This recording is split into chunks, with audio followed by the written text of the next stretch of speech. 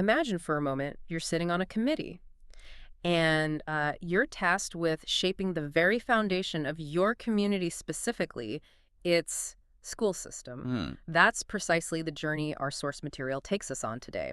We're diving deep into a recent steering committee meeting for the Santa Fe Trail School District, pulling insights directly from their own discussions and data. Yeah. Our mission really is to unpack the core challenges a community faces when it tries to reimagine its educational future, looking at, well, everything from shifting enrollment to the nitty-gritty of building costs and, deeply held community feelings. It's really compelling, isn't it, to see how these conversations weave together, like the historical context, the harsh realities of right now and what they think might happen in the future. Right. This isn't just about the physical buildings, is it? It's about the very fabric of how a community invests in and educates its kids. Exactly. And right at the start of this really critical process, they brought in some fresh perspectives to the committee.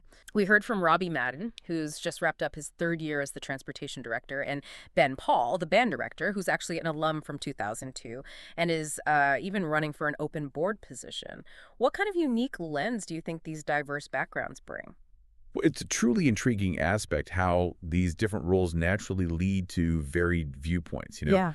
Robbie Madden, for instance, he understands the logistical complexities, like moving students every single day. That's huge for any reconfiguration plan. Sure is. And Ben Paul, as both an educator and a community member himself, he connects directly to the student experience and the district's history. Right. So when they establish meeting norms, emphasizing the goal to learn, grow, and be collaborative, despite having different lenses and experiences, it was really crucial. Mm-hmm. These norms are kind of the backbone for tackling what they openly call hard conversations about the district's future. And they put those norms into practice with a practical work agreement. Committee members committed to meeting in person because, as they put it, collaboration is just harder to be virtual. Makes sense. And yeah, they even mentioned the possibility of homework, like surveys, to gather feedback. Oh, work. Sounds like high school never truly ends, right? Even for community leaders. But this time, with much higher stakes, it just underscores how much they valued active participation. Definitely. So as the committee delved deeper, they knew they had to clearly articulate the driving forces behind all this talk of reconfiguration to the broader community. And they really distilled it down to three core reasons. The first one, and, well, arguably the most pressing, is declining enrollment. Yeah. Over the past 30 years, Santa Fe Trail has seen a really significant challenge. They've lost nearly 400 students. Wow. In this Santa Fe Trail case, it powerfully illustrates that declining enrollment isn't just their problem. It's a systemic challenge impacting funding all over, often forcing communities to confront these difficult choices about buildings, programs. Right. Sustainability. It's a vital insight for anyone watching educational trends. And with that kind of decline, you immediately lose revenue. I mean, it's direct. They use the specific term FTE, or full-time equivalency, to underscore the direct financial impact of each student leaving the district. Yeah, the dollar signs on kids leaving. It's a direct hit to the budget, and a substantial one at that. And what's compelling here is that this isn't unique to Santa Fe Trail. The entire state is in the same situation, they said.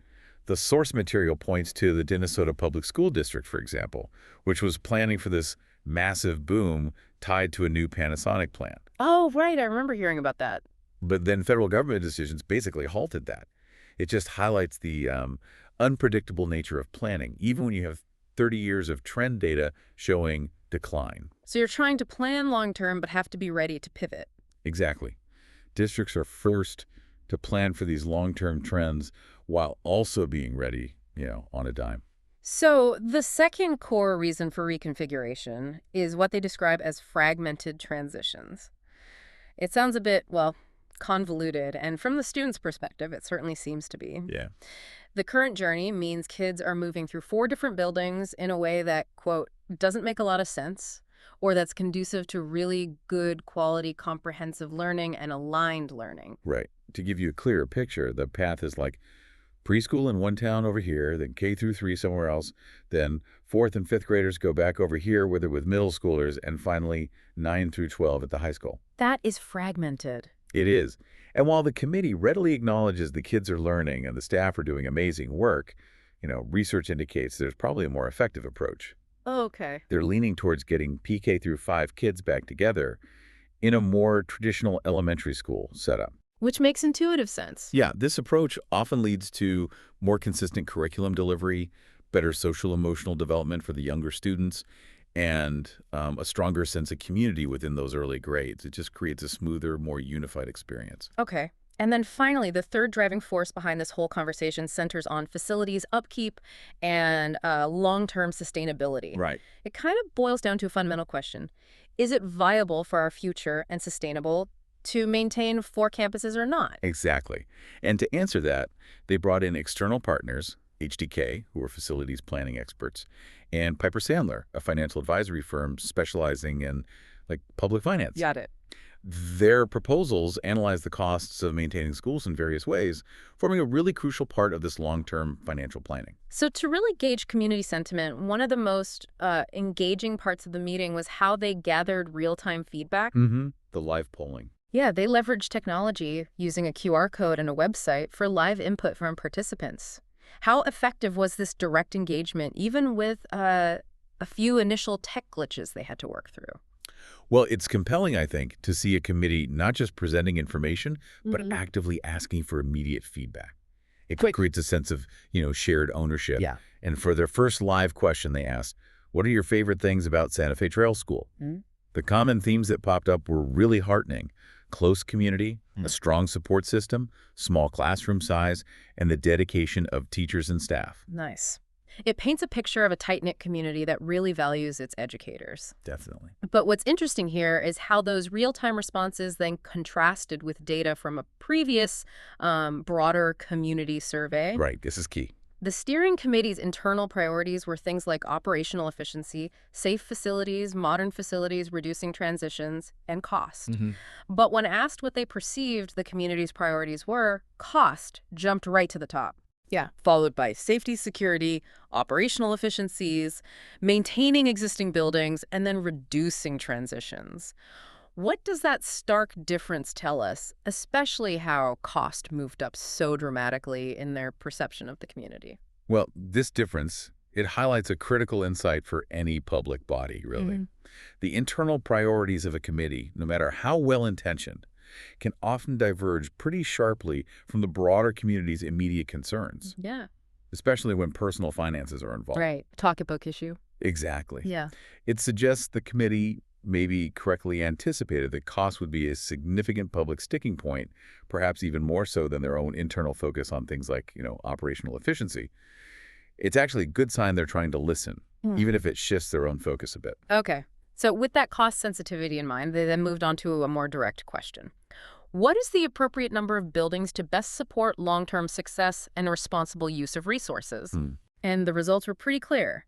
4 votes for 1 building, 11 for 2 buildings, 12 for 3 buildings, and 0 votes for maintaining all 4 current buildings. 0. That's telling. That's a powerful indicator of where the community's head is at, right? Nobody wanted to stay exactly where they were. Indeed. And then came the gut check question on maximum cost per month you would support in a bond election. Okay, the real numbers. Yeah, the distribution was quite telling.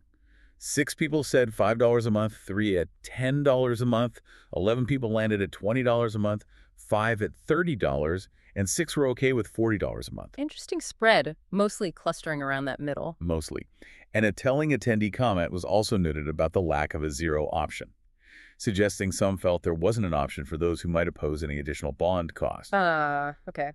So with all that community sentiment captured, the challenge then became translating all this feedback and the district's needs into concrete scenarios. How did they start to put numbers to these big ideas? Well, the partners, HDK and Piper Sandler, presented 4 distinct reconfiguration scenarios, each with associated costs. Okay. First, just maintaining the 4 buildings, but doing necessary updates. That was around $8 million. Okay. The baseline, sort of? Kind of. Then moving to 3 buildings, which reshuffles things and reduces those transitions we talked about.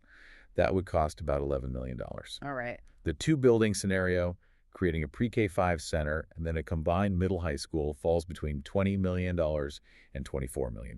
Okay. Getting higher now. Yeah. And this particular option involved repurposing the Scranton building. Carbondale could fit the pre-K-5 students, but Overbrook would need an addition, which adds to the cost there. Gotcha. And the most extensive option, one single campus for everyone, K-12 plus pre-K, that came in at around $50 million. $50 million. Wow. Okay. And to make those big numbers relatable, they clearly tied these costs to the monthly tax implications for like a typical home. Yeah. A $150,000 home. Yes, exactly. That $50 million one campus option. That translates to $42 per month for that homeowner. A $30 million project would be $20 per month. Mm. $18 million drops it to $10 a month. And that $11 million, three-building option, is just $3 a month. That really breaks down the cost piece into something tangible for every homeowner, doesn't it? It does. And stepping back, it's quite fascinating to see the alignment. Yeah. The majority of that public feedback, favoring 2-3 buildings and a cost range around $20 a month, it connects pretty directly with those $20 million to $30 million options. So the data seems to be lining up, in a way. In a way, yes. Uh-huh. But beyond the raw data, what truly surfaced in those small group discussions were the deeply personal nuances. Right, the stories behind the numbers. Exactly. We heard about, for instance, the resistance from local farmers to the really high-end costs. People asking, what's the bare minimum we can do without sacrificing our kids' education, given our tax burden? And conversely, in areas like Brook Creek, there was maybe a surprising willingness to support even higher costs if it meant a better two-elementary setup for their children. It really showed where the heart of different parts of the community lay. Fascinating differences there. So beyond the main meeting room, the committee also took a tour of the high school. Mm. They hit priority spots like the kitchen, typical classrooms, and problem areas, giving everyone a real sense of the current facility conditions. You get to see it. You really do. You can't make these kinds of decisions without seeing it firsthand. And one key observation from that tour was about the high school library. While it's a great big area with flexibility, it also has, apparently, a lot of wasted space that could potentially be converted into additional classrooms. Wasted space in a library. Well, it highlights the changing nature of libraries, doesn't it? Mm-hmm. Especially with Chromebooks and digital text now being so common. Yeah. It challenges those traditional notions of how space is best utilized in modern education. Maybe you don't need rows and rows of stacks like you used to. Interesting point. Okay, so for their next steps, the committee has an online homework assignment, a survey coming out. More homework. Right, ensuring everybody's opinions and everybody's thoughts and everybody get to say exactly what they think. It's all about comprehensive feedback, reaching beyond just those who can physically attend meetings. And this brings up an important question, I think.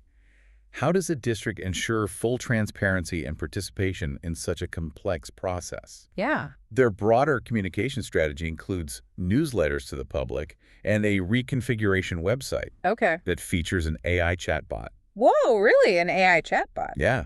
Apparently, this chatbot can answer questions and even cite documents from the district.